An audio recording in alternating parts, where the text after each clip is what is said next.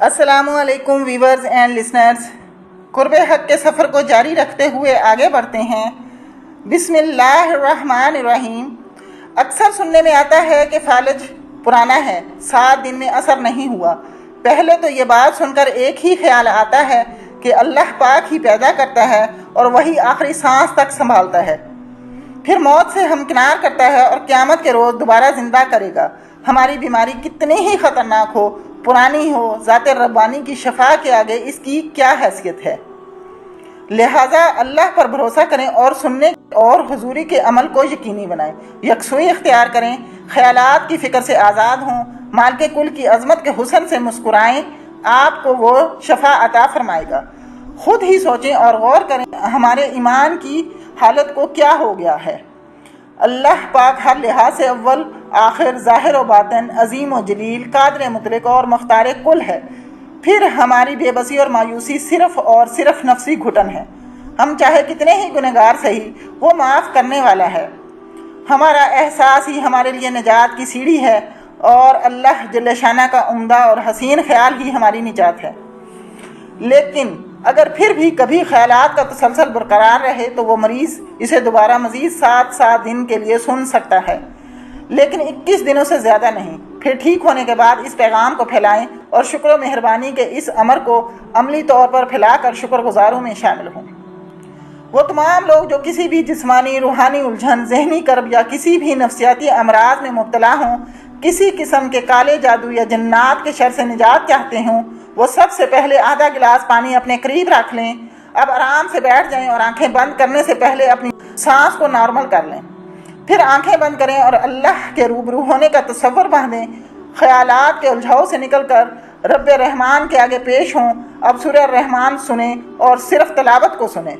किसी किस्म का जोर लगाने की ज़रूरत नहीं, क्योंकि जब आप शफा के लिए पेश होंगे तो आपका क्या जोर है। अब सिर्फ अदब, तहम्मुल, मोहब्बत से पाक कलाम को ऐसे सुने जैसे ही आपके कल्ब पर नाजिल हो रहा है। 20 मिनट की तिलावत जब ख़त्म हो जाएगी तो आंखें खोल लें।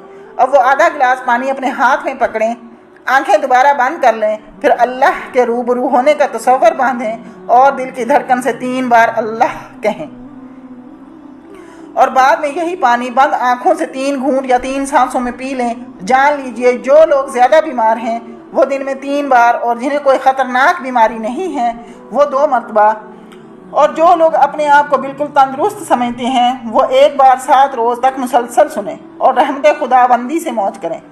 कलंदर पाक रहमतुल्लाह अलैह ने फरमाया, सूरह रहमान को ज़ाहिर के कानों से नहीं बल्कि दिल के कानों से सुना जाता है। कुरान पाक नूर है जो इंसान के वजूद से अंदर दाखिल होता है और 1 सेकंड के 1000वें हिस्से में इंसानी वजूद और रूह में ऐसी हम आहंगी पैदा करता है जिससे अमराज ख़त्म होते हैं, बदबख्ती और नहुसत भाग जाती है। याद रखें, जो मैंने लिखा है सूरह रहमान सुनने का वो सही तरीका है जो कलंदर पाक रहमतुल्लाह अलैह से मेरे तक आया और जिसकी बुनियाद पर मैंने PTV से सूरह रहमान के प्रोग्राम पेश किए। अगर कोई आपको इससे मुख्तलिफ तरीका बताता है तो ये इसका अपना घड़ा हुआ है। लहज़े कलंदर में मुबालगा आराई किसी भी फ़र्द की अपनी गफलत या सोच हो सकती है। जितना और जैसा हुक्म है इसी की तकलीद में फलाह है। असल बात तो सोचों का बदल जाना है, ना कि किसी को उलझाना। फिर ये जिसका फैज़ है इसी का बतलाया हुआ तरीका ही सच है। सूरह रहमान के सुनने से मतलब ये भी बताया जाता है कि हम इसे हर रोज़ सुन लें, या फिर अगर कोई ठीक हो गया है तो वो किसी खौफ के मारे दोबारा सुनने पर वजीद है, या कोई ये कहे कि मुझे कुछ नहीं हुआ। सबसे पहले पैगाम का एक हिस्सा आपने पढ़ लिया और इस पर अमल भी कर लिया। अब इसका दूसरा हिस्सा सुनिए। कलंदर पाक रहमतुल्लाह अलैह ये अल्फाज फरमाते हैं, सूरह रहमान की CD हमने आपको फ्री दी, आपने सुनी और अल्लाह पाक ने आपको शफा दी। अब आपको इसकी फ़ीस अदा करनी है और वो ये है कि अब इस पैगाम रहमत को सब तक ले जाएं।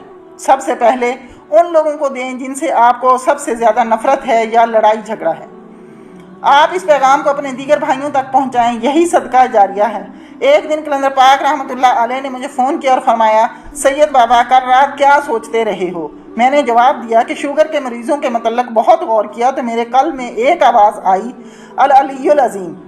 कलंदर पाक रहमतुल्लाह अलैह ने फरमाया, बहुत खूब। बाबा भी सारी रात इसी नुक्ते पर यकसू रहे और एक गोहरे नायाब लोगों के लिए अता हुआ है।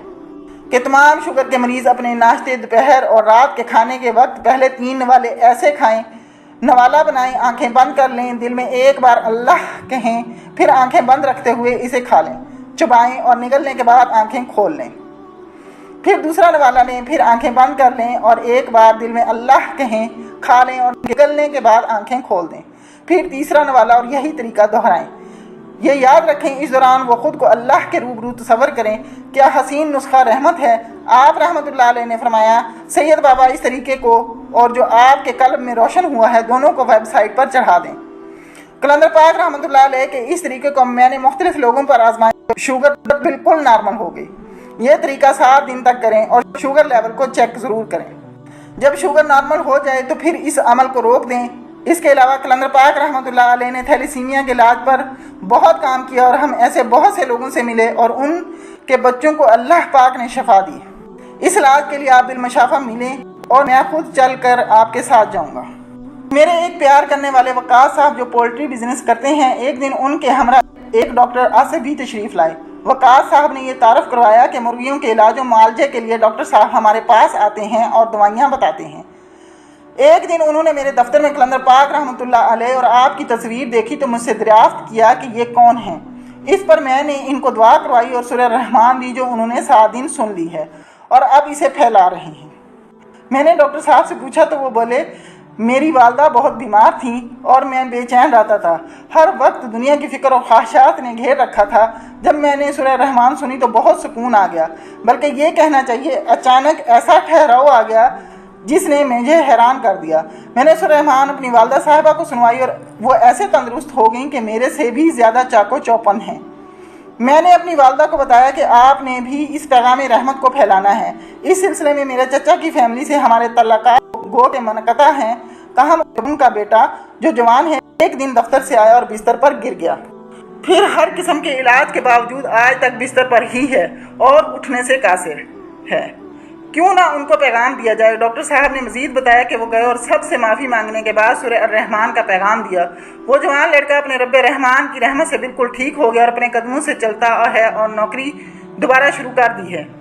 پھر سب گھر والوں نے سورہ رحمان سنی اور ہمارے درمیان جو نفرتوں کی خلیج تھی وہ محبت کے بندھن میں بندھ گئی۔ ایسے ہی انگنت واقعات ہیں، اگر لکھنے بیٹھ جاؤں تو شاید زندگی بھی ناکافی ہوگی۔ یہاں اس واقعہ کو لکھنے کا مقصود فرمانے کلندر پاک رحمۃ اللہ علیہ کی تقلید سے تقویت کے حصول کو اجاگر کرنا ہے۔ پیغام دینے والے کی بہت بڑی ذمہ داری ہے اور اسے چاہیے کہ اپنے پاس سے کچھ نہیں کہے، کیونکہ ہر پھیلانے والے نے کسی عارضے کے سبب پہلے خود سنی اور پھر وہ پھیلا رہا ہے۔ اپنی فیملی خاندان میں ابلیسی انتشار سے بچیں اور دوسروں کو بھی بچائیں۔ سورہ رحمان سنیں اور دوسروں کو بھی سنوائیں۔ پیغام محبت سے پھیلائیں اور جان لیں کہ جس کو بھی آپ پیغام دے رہے ہو وہ اللہ کی مخلوق ہے اور اللہ چاہتا ہے کہ پیغام رحمت اس تک پہنچ جائے، لہٰذا اسے اپنے سے بہتر جانیں اور اپنی پریشانیوں اور بیماری سے نجات کا پورا واقعہ سنائیں۔ ویورز، آج کے لیے اتنا ہی، انشاءاللہ اگلی ایپیسوڈ میں ملاقات ہوگی۔ اللہ حافظ۔